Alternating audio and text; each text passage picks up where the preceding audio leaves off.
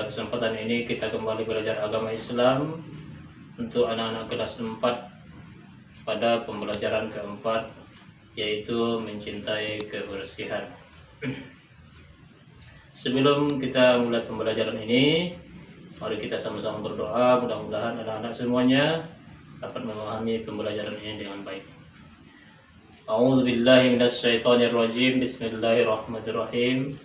Rabbi zidni ilman warzuqni fahman.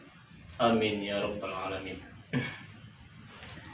Selanjutnya, pada pembelajaran ini ada 3 hal yang perlu anak-anak semua pahami. Yang pertama, ada pengertian dari hadas, najis, bersih dan juga suci. Yang kedua ada tata cara berwudu, dan yang ketiga ada tata cara bertayamum. Selanjutnya, yang pertama pengertian bersih, suci, najis dan juga hadas. Bersih itu artinya suci atau terbebas dari kotoran, sedangkan suci itu artinya bebas dari najis. Agama Islam itu sangat mencintai kebersihan, sehingga salah satu ciri-ciri orang beriman itu adalah hidupnya bersih, baik zahir maupun batin, baik badan, pakaian, tempat, bersih semuanya. Artinya terhindar dari najis dan juga kotoran, sehingga termasuklah ciri-ciri orang beriman. Di dalam hadis Rasul menjelaskan, al-Islamu nazifun fatanazzafu fa innahu la yadkhulul jannah illa nazifun. Agama Islam itu bersih, maka hendaklah kamu menjaga kebersihan, karena sesungguhnya tidak akan masuk surga kecuali orang-orang yang bersih dan suci. Selanjutnya, anak-anak semuanya, ada di sini pembagian najis. Najis itu terbagi 3. Ada najis mukhaffafah, najis sedang, ada najis mutawassithah, najis pertengahan, ada najis mughalladzah atau najis berat. Yang pertama adalah najis mukhaffafah. Najis mukhaffafah itu najis ringan. Contohnya adalah kencing anak laki-laki yang berumur kurang dari 2 tahun dan ia masih meminum air susu ibunya dan belum memakan makanan apapun selain air susu ibunya.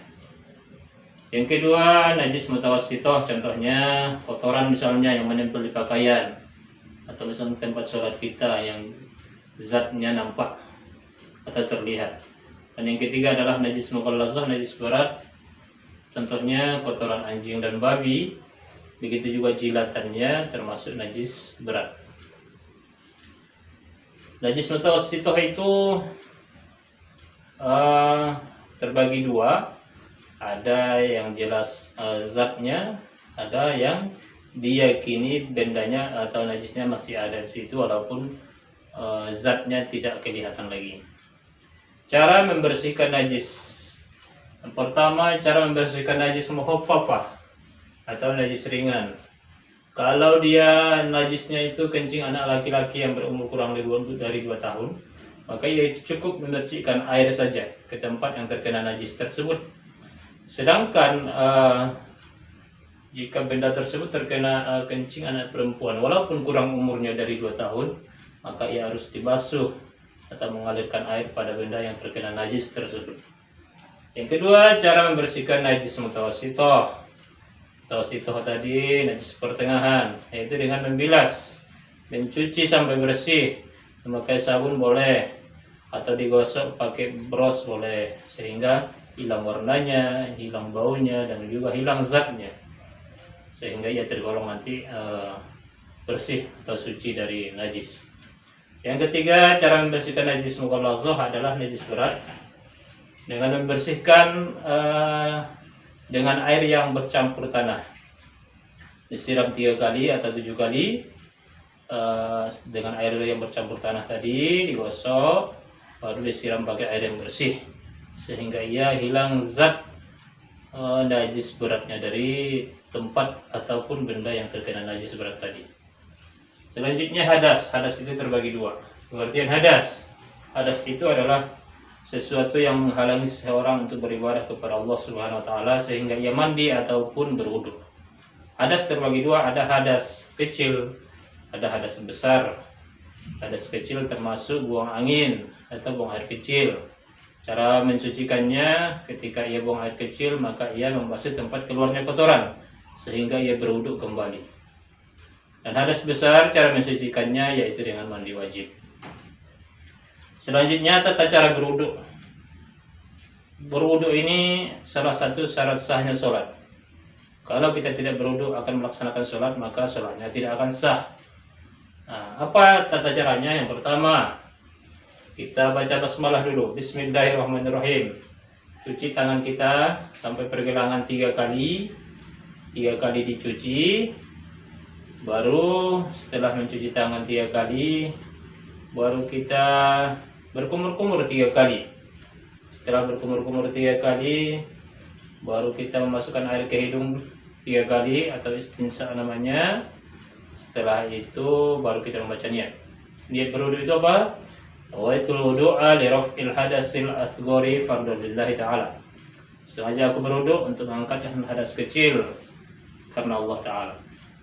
Setelah kita berniat baru kita mencuci muka atau membasuh muka kita 3 kali. Mana batas-batasan untuk membasuh muka itu? Dari atas itu pinggir tempat tumbuhnya rambut, baru ke samping itu pangkal telinga kita, dan ke bawah itu di bawah dagu kita. Nah, ini semuanya dibasuh atau terkena air wudhu. Yang kedua, membasuh kedua tangan mulai dari ujung jari hingga siku 3 kali. Nah, dimulai dari yang kanan duluan baru yang kiri. Nah, setelah itu baru kita menyapu kepala. Menyapu kepala ini 3 kali juga. Baru yang keempat membasuh kedua telinga 3 kali juga. Dan yang kelima adalah membasuh kedua kaki hingga mata kaki. Didahulukan dari yang sebelah kanan baru yang sebelah kiri. Baru yang terakhir adalah tertib. Tertib itu artinya berurutan. Mana yang urutan pertama itu didahulukan dan yang terakhir belakangan. Selanjutnya tayamum. Tayamum itu merupakan pengganti wudhu. Syarat tayamum adalah air tidak ada. Yang kedua, dalam keadaan sakit yang tidak diperbolehkan seseorang itu untuk menyentuh air. Dan selanjutnya tata cara bertayamum itu yang pertama kita membaca niat tayamum dulu. Wa itu tayamum li istibahatis shalah lillahi ta'ala. Sengaja aku bertayamum untuk melaksanakan sholat karena maksudnya waktu karena Allah Ta'ala. Nah, itu dia tadi tata cara bertayamum. Yang pertama kita tata caranya tadi, yang pertama kita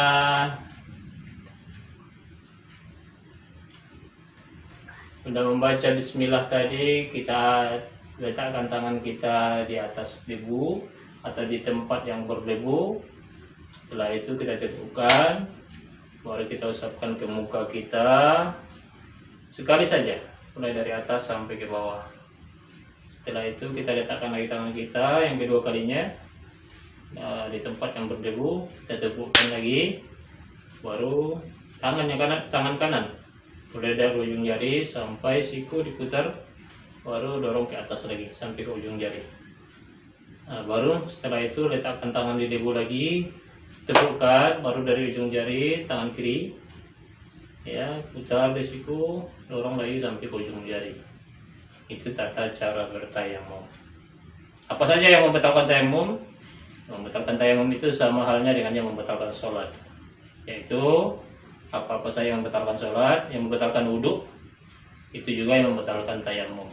Baik ya buang air besar, menyentuh kemaluan, itu termasuk membatalkan tayamum. Dan ada satu tambahan, bagi orang yang misalnya yang tidak ada air ketika ia bertayamum, dan setelah itu selesai bertayamum ia menjumpai air, maka secara otomatis tayamumnya batal dan harus diganti dengan wudhu. Nah, inilah pembelajaran kita pada kesempatan ini anak-anak semuanya. Mudah-mudahan dapat dipahami dan bermanfaat.